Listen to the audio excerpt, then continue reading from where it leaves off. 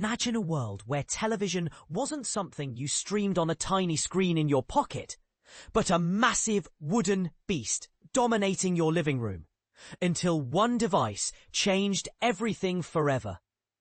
To truly grasp the significance of the Sony Watchman, we need to rewind the clock way back to a time when TV didn't mean binge-watching endless episodes on demand from any device for a small monthly fee. In 1982, when Sony unleashed this groundbreaking gadget, television was a bulky piece of furniture, often a behemoth crafted mostly from wood, taking up prime real estate in your home. Sony shattered that mold and revolutionized how we consumed content. In this installment of Version History, we dive deep into the epic tale of the Watchman.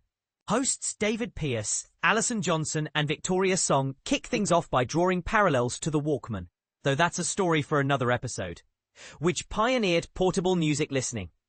Picture strolling down the street with tunes blasting in your ears. It was a seismic shift in culture, catapulting Sony to gadget royalty. Now, the Watchman didn't invent the portable TV concept. Pioneers like Casio and Sinclair had gadgets for newshounds wanting updates on the move. But Sony's version brought game-changing innovations. The standout feature was the flat display picture tube, a clever twist on the old CRT, cathode ray tube technology that powers traditional TVs. For beginners, think of CRT as the classic bulky screens that shoot electrons to light up images. Sony flattened and miniaturized it, making the display compact enough to tuck into a coat pocket or hide discreetly during a sermon or board meeting.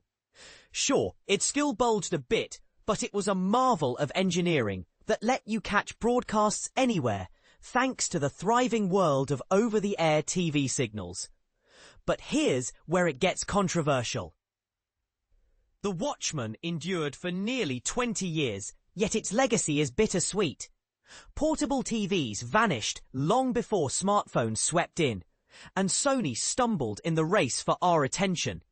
Yet in its prime, this handheld marvel was revolutionary, sparking debates on technology's double-edged sword, fostering isolation as we glued ourselves to screens, a quandary we still wrestle with in our screen-obsessed era.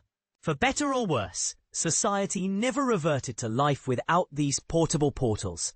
This marks the third episode of Version History. The previous ones explored hoverboards, https://www.theverge.com podcast/79239 podcast hoverboards, and BBM, https://www.theverge.com/798692/how BlackBerry Messenger set texting. To tune in, check out these handy spots, assuming the original links are listed here. But since not specified, I'll note them as per original structure. Apple Podcasts, Spotify, etc. A huge shout out to our listeners and viewers who've tuned in and shared their thoughts. We're cranking out more episodes and crave your input. What shall we cover next? Tweak or avoid entirely?